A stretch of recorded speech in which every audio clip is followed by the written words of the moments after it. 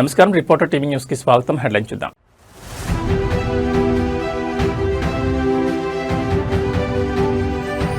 ప్రాణాలకు తెగించి ఘటనా స్థలాలకు వెళ్లాం. శాంతి భద్రతల పరిరక్షణే ఏకైక లక్ష్యమన్న ఏపీ సీఎం.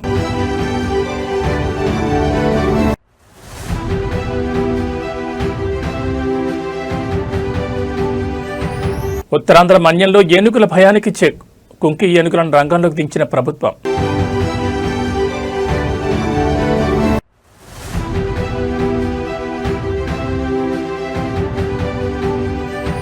బర్త్డే వేడుకల కంటే విద్యార్థుల భవిష్యత్తే ముఖ్యం. నెట్టింట కేటీఆర్పై ప్రశంసల వర్షం.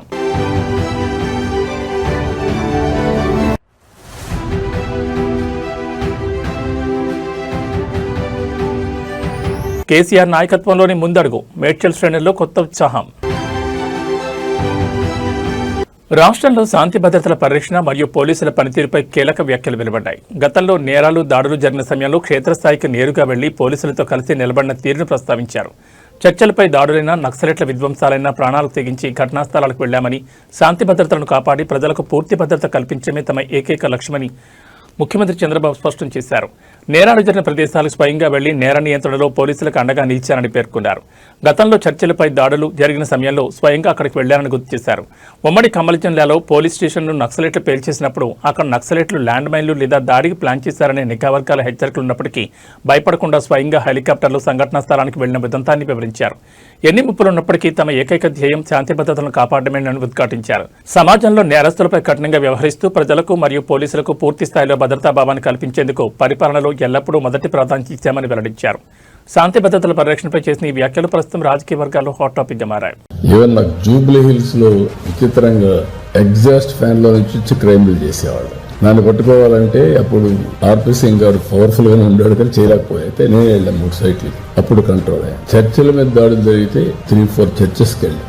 Even I remember Vikarabad, Tadepalligudem ఈ ప్లేస్ కంతా నేనే వెళ్ళాను. అప్పుడు కంట్రోల్ అయ్యాను. నేను నక్సలైట్స్ బ్లాస్ట్ చేస్తే ఖమ్మంలో పోలీస్ స్టేషన్ నేను హెలికాప్టర్ వేసుకొని వెళ్ళా. ఎస్పీ కూడా పోలా. అప్పుడు వద్దని చెప్పాను. ఎప్పుడైతే ఫస్ట్ ఎక్కడ నక్సలైట్స్ కానీ చేస్తే ట్రాప్ వేస్తారు కాబట్టి పోలీస్ ఆఫీసర్లు ఇమీడియట్ గా పోకూడదు. అది రూల్. బట్ ఎట్లా కంట్రోల్ చేయాలో కంట్రోల్ చేయాలి. I went by helicopter. మా వాళ్ళందరూ వచ్చి కార్యకర్తలు పోలీసులు వచ్చి సార్ ఇక్కడ కూడా ఉన్నారు మనలోనే, మీరు వెళ్ళిపోయి పర్లేదు అని చెప్పి చూసుకోవచ్చు. ఎందుకంటే మొరల్ బిల్డప్ చేయడానికి. That is how I use to work. ఇప్పుడు నౌ టైమ్ హెస్ కమ్. దీన్ని law and order how to maintain. ఉత్తరాంధ్రలోని విజయనగరం మరియు పార్వతీపురం మన్యం జిల్లాలో పంట పొలాలను నాశనం చేస్తూ ప్రజలను భయాందోళనకు గురి చేస్తున్న అడవి ఏనుగుల గుంపును కట్టడి చేసేందుకు ప్రభుత్వం బిగ్ యాక్షన్ ప్లాన్ చేపట్టింది. ఇందులో భాగంగా చిత్తూరు జిల్లా పలమనేరు నుంచి మన్యానికి తరలిస్తున్న జయంత్, అభిమన్యు అనే 2 కుంకి ఏనుగులకు మంగళగిరి క్యాంపు కార్యాలయం వద్ద డిప్యూటీ సీఎం పవన్ కళ్యాణ్ ఘనస్వాగతం పలికారు. మంగళగిరి క్యాంపు కార్యాలయం చేరుకున్న కుంకి ఏనుగులు జయంత్, అభిమన్యులకు డిప్యూటీ సీఎం పవన్ కళ్యాణ్ స్వయంగా పూలమాలలు వేసి స్వాగతం పలికారు. అనంతరం వాటికి చెరుకుగళ్లను ఆహారంగా తినిపించారు. ఈ సందర్భంగా అటవీశాఖ అధికారులతో మాట్లాడిన పవన్ కళ్యాణ్ మన్యం ప్రాంతంలో అడవి ఏనుగుల వల్ల పంటలు నష్టపోతున్న రైతులను ఆదుకోవడంతో పాటు ఏనుగుల దాడులను అరికట్టడమే లక్ష్యంగా కుంకీలను రంగంలోకి దించుతున్నట్లు వెల్లడించారు. ఈ 2 కుంకి ఏనుగులను పార్వతీపురం మన్యం జిల్లాలోని గుచ్చిమి క్యాంపునకు తరలించనున్నారు. అక్కడి నుంచి అటవీశాఖ అధికారుల పర్యవేక్షణలో అడవి ఏనుగులు సంచరించే ప్రాంతాలకు తీసుకెళ్లి వాటిని సురక్షితంగా దారి మళ్లించేందుకు ఆపరేషన్ ప్రారంభించనున్నారు. కుంకి ఏనుగుల రాగతో మన్యం ప్రాంత రైతుల్లో కొత్త ఆశలు చిగురిస్తున్నాయి. డిప్యూటీ సీఎం పవన్ కళ్యాణ్ తీసుకుని ఈ తక్షణ చర్యపై స్థానిక ప్రజలు హర్షం వ్యక్తం చేస్తున్నారు.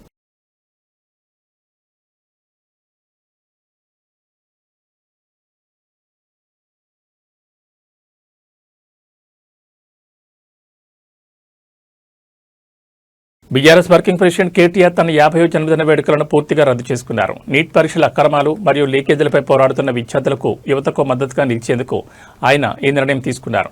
హైదరాబాద్ ఇందిరా పార్క్ వేదికగా బీఆర్ఎస్ ఆధ్వర్యంలో నిర్వహిస్తున్న మహాధర్నాకు కేటీఆర్ స్వయంగా బయలుదేరి వెళ్లడం రాష్ట్ర రాజకీయాల్లో ఆసక్తిగా మారింది. నీట్ పేపర్ లీకేజీపై ఢిల్లీ యంతర్ మంతర్ వద్ద శాంతియుతంగా ఆందోళన చేస్తున్న విద్యార్థులపై జరిగిన పోలీస్ లాఠీచార్జ్ మరియు ఉక్కుపాదం మోపడాన్ని కేటీఆర్ తీవ్రంగా ఖండించారు.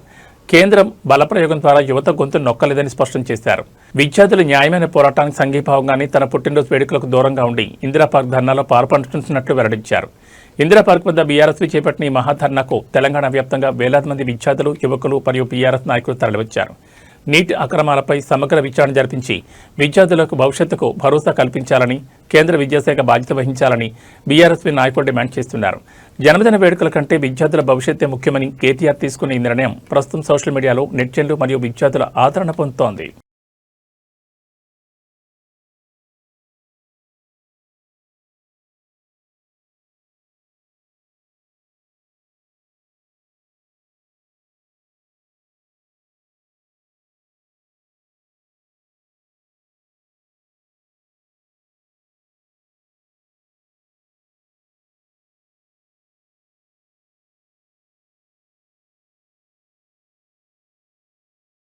తన పార్టీ మార్పు ప్రచారంపై బీఆర్ఎస్ సీనియర్ నేత మేడ్చల్ ఎమ్మెల్యే మల్లారెడ్డి తీవ్ర భావోద్వేగానికి గురయ్యారు.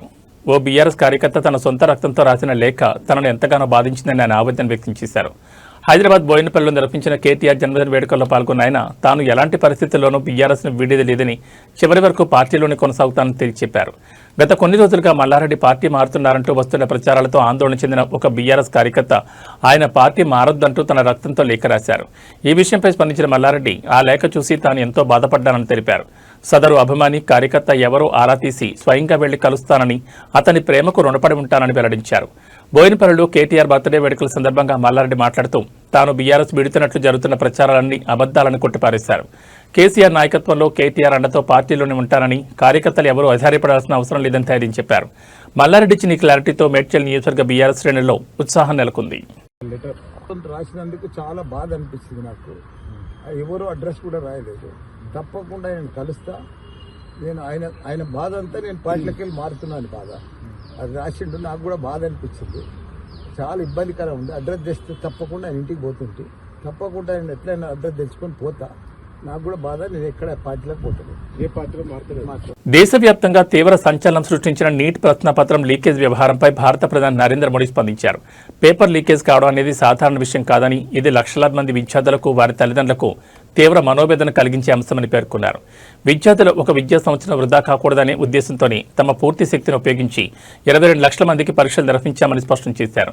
ఈ లీకేజ్ ఘటనకు సంబంధించి కేంద్ర ప్రభుత్వం ఇప్పటికే అనేక కఠిన చర్యలు తీసుకుందని ప్రధాని మోడీ వెల్లడించారు. అక్రమాలకు పాల్పడిన ప్రధాన సూత్రధారులను, దోషులను ఇప్పటికే పట్టుకుని జైల్లో పెట్టామని తెలిపారు. భవిష్యత్తులో ఇలాంటి ఘటనలు పునరావృతం కాకుండా ఉండేందుకు వేగవంతమైన విచారణ కోసం ఫాస్ట్ ట్రాక్ కోర్టుల ఏర్పాటుకు ఆదేశాలు ఇచ్చినట్లు చెప్పారు. పేపర్ లీకేజీలను అరికట్టేందుకు అత్యంత కఠినమైన శిక్షా విధానాలు సిద్ధం చేయాలని ఉన్నతాధికారులను ఆదేశించినట్లు ప్రధాని తెలిపారు. దీనిపై కేంద్ర కేబినెట్లో పూర్తి స్థాయిలో చర్చించి నిపుణుల సూచనల మేరకు పార్లమెంట్ సమావేశాల్లో వీలైనంత త్వరగా కొత్త బిల్లును ప్రవేశపెట్టి చట్టం చేస్తామని హామీ ఇచ్చారు. ప్రధాని మోడీ ప్రకటనతో నీట్ విద్యార్థులకు పారదర్శక పరీక్షల నిర్వహణకు కేంద్రం తీసుకుంటున్న చర్యలపై స్పష్టత వచ్చింది. फ्रेंड्स, मैं जानता हूं कि पेपर लीक ये कोई मामूली विषय नहीं है. लाखों विद्यार्थी और उनके अभिभावकों के लिए बहुत ही पीड़ादायक है और इसलिए पेपर लीक घटना से अब तक पिछले 2.5 महीनों में अनेक विध कदम उठाए गए. गुनहगारों को पकड़ा गया है, वे जेल में पड़े हैं. हमारा सबसे महत्वपूर्ण जिम्मा था कि विद्यार्थियों का 1 वर्ष बर्बाद न हो. तत्काल परीक्षाएं लेना बहुत जरूरी था. सरकार ने अभी पूरी शक्ति का उपयोग करके कम से कम समय में 22 लाख जितने विद्यार्थियों के एग्जाम हो जाए इसका प्रबंध किया. और अभी 5-6 दिन पहले 19 तारीख को रिजल्ट भी आ गया और देश भर में उत्तीर्ण हो गए विद्यार्थियों की खुशियों की खबरें भी आ रही हैं. लेकिन हम वहां पर संतोष मानने वाले लोगों में से नहीं है और इसलिए मैंने आज फास्ट ट्रैक कोर्ट के लिए विभागों को निर्देश दिए थे। आज विभागों ने लगातार मेहनत करके देर रात मुझे मुसद्दा भी दे दिया। फास्ट ट्रैक कोर्ट और कठोर सजा के प्रावधान के साथ का ये मुसद्दा कल कैबिनेट में चर्चा होगी। कैबिनेट के साथियों के सुझाव के बाद उसका अंतिम रूप दिया जाएगा और सोमवार से संसद का दूसरा सप्ताह शुरू हो रहा है, तब जल्द से जल्द उस बिल को सदन में पारित कराने का प्रयास किया जाएगा। దేశవ్యాప్తంగా కలకలం రేపిన నీట్ యూజీ పేపర్ లీకేజ్ వివాదం మరియు పరీక్షా విధానంలో లోపాలపై పోరాడుతున్న ప్రముఖ సామాజిక కార్యకర్త సోనం వాంగ్చుక్ తన నిరాహార దీక్షను విరమించారు. కేంద్ర ప్రభుత్వం నుంచి స్పష్టమైన లిఖితపూర్వక హామీ లభించిన అనంతరమే దాదాపు 26 రోజుల పాటు కొనసాగించిన తన సుదీర్ఘ దీక్షకు స్వస్తి పలికినట్లు ఆయన వెల్లడించారు. ఈ మేరకు సోనం వాంగ్చుక్ ఒక వీడియో సందేశాన్ని విడుదల చేశారు. గత 2 రోజులుగా కేంద్ర ప్రభుత్వ ప్రతినిధులతో జరిగిన సుదీర్ఘ చర్చలు సఫలమయ్యాయని తెలిపారు. నీట్ పరీక్షల నిర్వహణలో జరిగిన అక్రమాలు, ప్రశ్నాపత్రాల లీకేజ్ వ్యవహారంపై రాబోయే పార్లమెంట్ సమావేశాల్లో సమగ్రంగా చర్చిస్తామని ప్రభుత్వం హామీ ఇచ్చినట్లు ఆయన స్పష్టం చేశారు. దేశంలోని లక్షలాది మంది విద్యార్థుల భవిష్యత్తును దృష్టిలో ఉంచుకుని మొత్తం పరీక్షల వ్యవస్థను ప్రక్షాళన చేసేందుకు కేంద్రం సుముఖత వ్యక్తం చేసిందని వాంగ్చుక్ పేర్కొన్నారు. ప్రభుత్వం నుంచి అధికారికంగా హామీ లభించడం విద్యార్థుల సంయుక్త పోరాటానికి దక్కిన విజయంగా భావిస్తున్నట్లు వెల్లడించారు. సోనం వాంగ్చుక్ దీక్ష విరమణతో నీట్ వివాదంలో కేంద్రం తదుపరి తీసుకోబోయే పార్లమెంటరీ చర్యలపై దేశవ్యాప్తంగా ఆసక్తి నెలకొంది. नमस्कार दोस्तों, आज 26वें दिन मैं आप लोगों को कुछ ख़ास खबर बताना चाहूँगा। अभी रात के लगभग 12:30 बज रहे हैं। अभी थोड़ी देर पहले केंद्रीय मंत्री जेपी नड्डा साहब और जितेंद्र सिंह साहब यहाँ आए थे और लद्दाख के एपेक्स बॉडी के शीर्ष नेतागण भी यहाँ आए थे। और उससे पहले आप लोगों को मालूम है विभिन्न राजनीतिक दलों के लगभग 65 सांसदों ने आकर और हस्ताक्षर देकर हमसे अनशन तोड़ने के लिए कहा और वो संसद में इस मुद्दे पर नीट पेपर्स और परीक्षाओं की प्रणाली पर चर्चा करेंगे, ये आश्वासन दिया। और जो सरकार और बैठना पड़ा और ज़्यादा भी बैठ जाता, तो आखिर में आज उन्होंने लिखकर आश्वासन दिया है। Statement from the government side, government is positive on not registering cases against those protesting peacefully at Jantar Mantar in Delhi and those participating in the march to the parliament on July 20, 2026. The government has already assured threadbare discussions to find solutions to paper leaks and educational reforms for exams in the parliament. Besides, the government is also positively considering suitable compensations for the suicide victims of recent NEET paper leaks. ये हमारे side से Thank you. I have my రాబోయే స్థానిక సంస్థల ఎన్నికలను YSR Congress party అత్యంత ప్రతిష్టాత్మకంగా తీసుకున్నది. క్షేత్రస్థాయిలో పార్టీని మరింత బలోపేతం చేయడంతో పాటు స్థానిక పోరులో ప్రతి స్థానంలోనూ వైఎస్ఆర్సీపీ పోటీ చేసి విజయం సాధించడమే లక్ష్యంగా వైఎస్ఆర్సీపీ అధినేత వైఎస్ జగన్మోహన్ రెడ్డి పార్టీ శ్రేణులకు పిలుపునిచ్చారు. కోనసీమ జిల్లాకు చెందిన ముఖ్య నాయకులతో సమీక్షా సమావేశం నిర్వహించిన జగన్ రాబోయే రోజుల్లో అనుసరించాల్సిన వ్యూహంపై దిశానిర్దేశం చేశారు. సమావేశంలో వైఎస్ జగన్ మాట్లాడుతూ ఆగస్టు 15వ తేదీ నుంచి గ్రామ స్థాయిలో పార్టీ సమావేశాలు నిరంతరం నిర్వహించాలని ఆదేశించారు. రాబోయే 4 నెలల పాటు పార్టీ కోఆర్డినేటర్లు నియోజకవర్గాలు, గ్రామాలు మరియు వార్డుల పరిధిలో విస్తృతంగా పర్యటించాలని స్పష్టం చేశారు. నాయకులు, కార్యకర్తలు నిరంతరం ప్రజల్లోనే ఉంటూ వారి సమస్యలను తెలుసుకోవాలని సూచించారు. గ్రామ మరియు వార్డు స్థాయిలో నిర్వహించే సమావేశాల్లో పార్టీ కమిటీల సభ్యులకు అధికారికంగా గుర్తింపు కార్డులను పంపిణీ చేయాలని ఆదేశించారు. స్థానిక ప్రజా సమస్యలపై వైఎస్ఆర్సీపీ క్షేత్రస్థాయి నుంచి గళం విప్పాలని, కూటమి ప్రభుత్వ వైఫల్యాలను నిలదీస్తూ ప్రజలకు అండగా నిలవాలని వైఎస్ జగన్ దిశానిర్దేశం చేశారు. జగన్ ఇచ్చిన ఈ శ్రేణుల దిశానిర్దేశంతో కోనసీమ జిల్లా వైఎస్ఆర్సీపీ వర్గాల్లో కొత్త ఉత్సాహం నెలకొంది.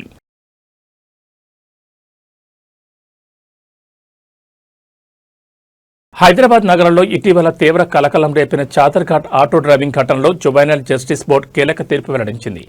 ఆటో నడుపుతూ ఒక యువతిని ఒళ్ళో కూర్చోబెట్టుకుని ప్రమాదకర రీతిలో వాహనం నడిపిన మైనర్ బాలుడికి నెల రోజుల పాటు కమ్యూనిటీ సర్వీస్ శిక్ష విధిస్తూ ఆదేశాలు జారీ చేసింది. సోషల్ మీడియాలో వైరల్ అయిన వీడియో ఆధారంగా చర్యలు తీసుకున్న పోలీసులు అతన్ని బోర్డు ముందు ప్రవేశపెట్టారు. చాదర్ఘాట్ ప్రధాన రహదారిపై ఒక మైనర్ బాలుడు ఆటో నడుపుతూ తన ఒళ్ళో యువతిని కూర్చోబెట్టుకుని రీల్స్ చేస్తూ ప్రయాణించిన దృశ్యాలు సామాజిక మాధ్యమాల్లో వైరల్గా మారాయి. రోడ్డుపై వెళ్లే ఇతర వాహనదారుల ప్రాణాలను ముప్పులో పడేసేలా ప్రవర్తించిన ఈ వీడియో చూసి నెటిజన్లు తీవ్ర ఆగ్రహం వ్యక్తం చేశారు. స్పందించిన చాదర్ఘాట్ పోలీసులు సీసీటీవీలు సోషల్ మీడియా ఆధారంగా నిందితుడిని అదుపులోకి తీసుకున్నారు. విచారణ అనంతరం నిందితుడు మైనర్ అని తేలడంతో జువెనైల్ జస్టిస్ బోర్డు ముందు హాజరుపరిచారు.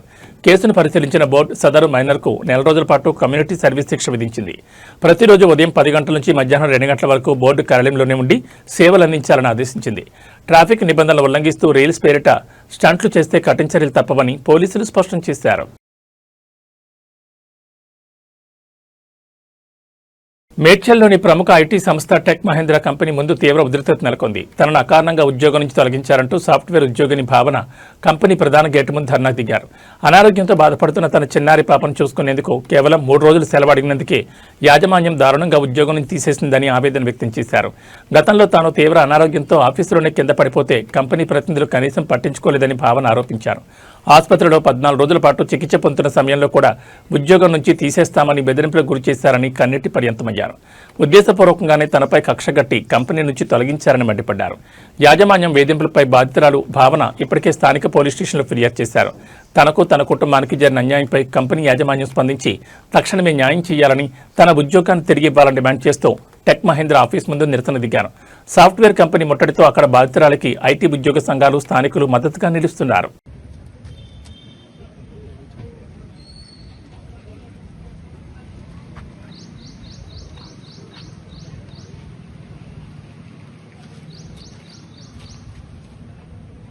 Four and a half months back tech మహీంద్రాలో జాయిన్ అయ్యాను.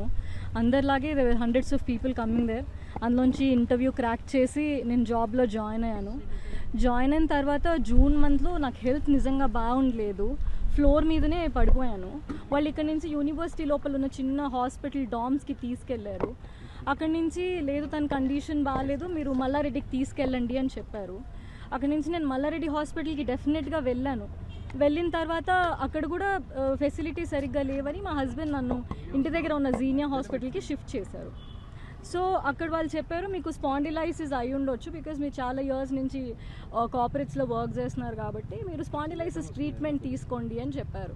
సో నేను స్పాండిలైసిస్ ట్రీట్మెంట్ తీసుకోవడానికి 15 days ఫిజియోథెరపీ ఉండింది. ఆల్రెడీ నేను ఆ డాక్యుమెంట్స్ వాళ్ళకి సబ్మిట్ చేశాను. ఆ పాయింట్ ఆఫ్ టైంలో డాక్యుమెంట్స్ సబ్మిట్ చేసిన తర్వాత ఆ 14 days ఆఫ్ టైంలో థ్రెటనింగ్ ఈమెయిల్స్, మిమ్మల్ని మేము జాబ్లోంచి తీసేస్తున్నాం, మీరు రిపోర్ట్ చేయట్లేదు, discontinuation of your work, we're very sorry to let you know that your no more an employee, అలా మెయిల్స్ పెట్టడం స్టార్ట్ చేశారు. చాలాసార్లు కాల్స్ చేశారు. చేసినప్పుడల్లా మీరు ఎప్పుడొస్తున్నారు అని అడిగారు. కానీ మీకు ఎలా ఉంది, మీ హెల్త్కి ఏమైంది అని ఎవ్వరూ అడగలేదు. నా మీద వచ్చినప్పుడు కూడా I was able to take it అండి. నేను పర్లేదని వదిలేశాను. బట్ 2 steps ఫార్వర్డ్ వెళ్ళిన తర్వాత మధ్యలో కొన్ని రోజులు వాళ్ళంతలో వాళ్ళే క్యాబ్ స్కెడ్యూల్ చేయలేదు. I have a proof of it. So cab schedule చేయలేదు. ఫ్రైడే ఏం జరిగిందంటే మా పాపకి ఒంట్లో బాగాలేదని నేను కాల్ చేసి చెప్పాను. నేను క్యాబ్ ఏరియాలో అక్కడ దిగి ఇక్కడ నడుచుకుంటూ వచ్చేసరికి 3 calls వచ్చాయి. మా టీమ్ లీడర్ అన్నారు మీరు పైకి వచ్చేసేయండి, పైకి వచ్చి మీరు మాట్లాడండి, మీరు ఫస్ట్ లాగిన్ చేసేయండి అని చెప్పారు. లాగిన్ చేస్తే లేట్ అవుతుంది కదా సార్, నేను మళ్ళీ ఇంటికి వెళ్ళడానికి లేట్ అవుతుంది, నేను లాగిన్ చేయలేదు, నేను ఇంటికి వెళ్ళిపోతాను అని. ఆల్రెడీ డెసిషన్ కనుక మీరు తీసేసుకుంటే మీరు మమ్మల్ని ఎందుకు మేడం అడగడం అంటే, లేదు సార్ మీరు మా టీఎల్ మీకు చెప్పకుండా ఎలా ఉంటాను అని చాలా మర్యాదగానే నేను కాల్ డిస్కనెక్ట్ చేశాను. ఆ తర్వాత నెక్స్ట్ డే మార్నింగ్ కూడా నాకు కాల్ వచ్చింది. కాల్ వస్తే నేను డాక్యుమెంట్స్ పెట్టాను, నోటెడ్ అని పెట్టారు. పెట్టిన తర్వాత వాళ్ళు నాకు 22nd రోజు నేను నార్మల్గా లాగిన్ చేయడానికని వచ్చానండి. ఫ్రైడే రోజు నేను ఆఫీస్కి వెళ్ళలేదు. డాక్టర్కి కాల్ చేశాను, doctor Prashant Edwards, I proof of it. తను రేపు పొద్దున్న మార్నింగ్ 10 o'clockకి రమ్మన్నారు. సాటర్డే రోజు పాప నేను ప్రాపర్గా హాస్పిటల్కి తీసుకెళ్ళిన తర్వాత వాళ్ళు టెస్ట్స్ చేశారు. రిపోర్ట్స్ అన్నీ సండే కదండి, మండే వచ్చి తీసుకోండి అన్నారు.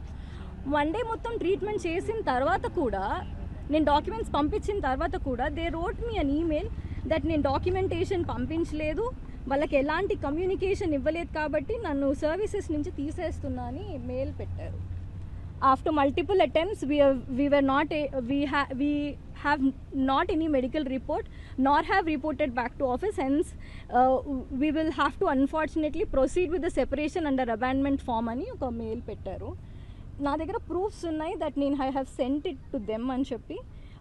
ఒకటి నాకు మెయిల్ 21st రోజు మెయిల్ వచ్చింది, థ్రెటనింగ్ మెయిలే అది కూడా. It is not never requesting. Phone చేసినప్పుడు కూడా మీ పాపకి ఎలా ఉంది, మీరు ఎప్పటి వరకు వస్తారు కూర్చోండి. 21st రోజు వాళ్ళు ఇచ్చారు, వాళ్ళకి నేను రిప్లై చేశాను. నేను ఎక్కడ వాళ్ళకి కమ్యూనికేట్ చేయకుండా పారిపోయానో నాకైతే తెలియలేదు. మళ్ళీ ఇందులో క్లియర్గా you haven't reported to office అన్నారు. 22nd రోజు నేను ఆఫీస్కి వచ్చాను. I used office cab. వచ్చిన తర్వాత when I was reading those mails అండి, నాకు అనిపించింది నేను ఇంత టాక్సిక్ ఎన్వైరన్మెంట్లో నేను వర్క్ చేయలేను. Anyhow I was decided to put down my papers and police స్టేషన్కి వెళ్ళాను నేను టు కంప్లైంట్. పోలీసులు ఏమంటారంటే మీరు లేబర్ లాకి వెళ్ళిపోండి, లేబర్ లా దగ్గర నుంచి సపోర్ట్ తీసుకోండి అని చెప్పారు. వాళ్ళు ఎఫ్ఐఆర్ చేయలేదు, పిటిషన్ తీసుకుని రిసిప్ట్ ఇచ్చారు. నిన్న డే మొత్తం పోలీస్ స్టేషన్లోనే ఉన్నాను. Evening I try to reach few people but ever response సరిగా అవ్వలేదు. ఒకటి అయితే నిజం, this is a very toxic environment for especially for women to work. Tollywood young and glamorous beauty Bhagyashri Borse social మీడియాను తన లేటెస్ట్ లుక్స్ తో షేక్ చేస్తున్నారు. తాజాగా ఎయిర్పోర్ట్ లో అత్యంత ట్రెండీగా కనిపించిన ఈ ముద్దుగుమ్మ తన స్టైలిష్ స్వాగ్ మరియు ప్రెజెన్స్ తో అభిమానులను నెట్జన్లను విశేషంగా ఆకట్టుకుంటున్నారు. ప్రస్తుతం ఆమెకు సంబంధించిన గ్లామరస్ వీడియోలు సోషల్ మీడియాలో విపరీతంగా వైరల్ అవుతున్నాయి. బ్లాక్ కలర్ అవుట్ఫిట్ లో ఎయిర్పోర్ట్ కు చేరుకున్న భాగ్యశ్రీ బోర్సే తనదైన క్యూట్ ఎక్స్ప్రెషన్స్ మరియు స్మైల్ తో అందరి దృష్టిని ఆకర్షించారు. కెమెరా కంటే చిక్కిన ఈ భామ స్టైలిష్ లుక్స్ కు నెటిజన్లు ఫిదా అవుతున్నారు. సోషల్ మీడియాలో ఈ వీడియోలు క్షణాల్లో వైరల్ అవడమే కాకుండా అభిమానుల నుంచి లైక్లు, కామెంట్లతో ట్రెండింగ్ లో నిలుస్తున్నాయి. ఇటీవల లెనిన్ చిత్రంతో మంచి సక్సెస్ అందుకున్న భాగ్యశ్రీకి ప్రస్తుతం టాలీవుడ్ లో ఆఫర్లు క్యూ కడుతున్నట్లు ఫిల్మ్ నగర్ టాక్. తన నటనతోనే కాకుండా గ్లామర్, ఫ్యాషన్ సెన్సేషన్ తోనూ మెప్పిస్తున్న ఈ బ్యూటీ రాబోయే రోజుల్లో పెద్ద ప్రాజెక్టులతో ప్రేక్షకుల ముందుకు రాబోతున్నట్లు సమాచారం. భాగ్యశ్రీ బోర్సే ట్రెండీ లుక్స్ ప్రస్తుతం డిజిటల్ ప్లాట్ఫామ్లపై జోరుగా ప్రచారం పొందుతున్నాయి.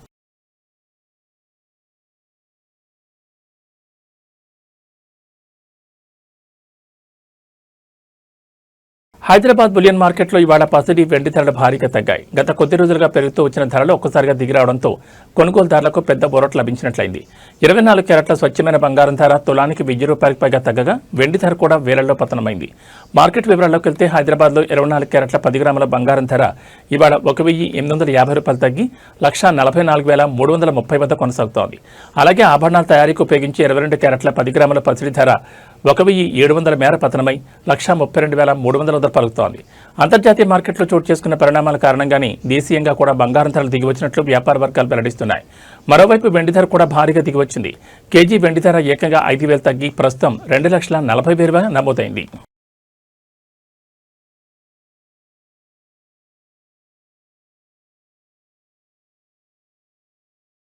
దేశీయ స్టాక్ మార్కెట్లు ఇవాళ భారీ నష్టాలతో ప్రారంభమయ్యాయి. అంతర్జాతీయ ప్రతికూల సంకేతాలు, భౌగోళిక రాజకీయంగా నెలకొన్న తీవ్ర ఉద్రిక్తతల ప్రభావంతో సూచీలు ఒక్కసారిగా కుప్పకూలాయి. ప్రారంభంలోని నిఫ్టీ ఏకంగా 191 పాయింట్లు కోల్పోయి 23,678 వద్ద కొనసాగుతుండగా సెన్సెక్స్ 673 పాయింట్ల పతనమై 75,717 వద్ద తీవ్ర ఆందోళనకరంగా ట్రేడ్ అవుతోంది. మార్కెట్ల పతనానికి ప్రధానంగా ఇరాన్, అమెరికా మధ్య యుద్ధం మరింత ముదరడమే కారణమని విశ్లేషకులు చెబుతున్నారు. ఎర్ర సముద్రంలో ఆయిల్ ట్యాంకర్లపై హౌదీ తిరుగుబాటుదారులు దాడులకు తెగబడడంతో పాటు అమెరికా అధ్యక్షుడు ట్రంప్ విధించిన కొత్త టారిఫ్లు ప్రపంచ వ్యాపార రంగాన్ని కలవరపెడుతున్నాయి. దీనికి తోడు అంతర్జాతీయంగా క్రూడాయిల్ ధరలు ఒక్కసారిగా భగ్గుమనడంతో పసిడి, ఆయిల్ ఆధారిత రంగాలు తీవ్ర ప్రతికూలత ఎదుర్కొంటున్నాయి. మరోవైపు విదేశీ పెట్టుబడులు తరలిపోతుండటంతో డాలర్తో పోలిస్తే భారత రూపాయి విలువ ఎన్నడూ లేని విధంగా 96.63కి పడిపోయి ఆందోళన కలిగిస్తోంది. విదేశీ సంస్థాగత ఇన్వెస్టర్లు భారీగా లాభాల స్వీకరణకు దిగడం, రూపాయి బలహీనపడడంతో ఒక్కరోజు ఇన్వెస్టర్ల సంపద లక్షల కోట్ల రూపాయల్లో ఆవిరైపోయింది. ప్రస్తుతం నిఫ్టీ, సెన్సెక్స్ నష్టాల్లోనే ట్రేడ్ అవుతుండటంతో ఇన్వెస్టర్లు ఆచితూచి అడుగులు వేయాలని నిపుణులు సూచిస్తున్నారు.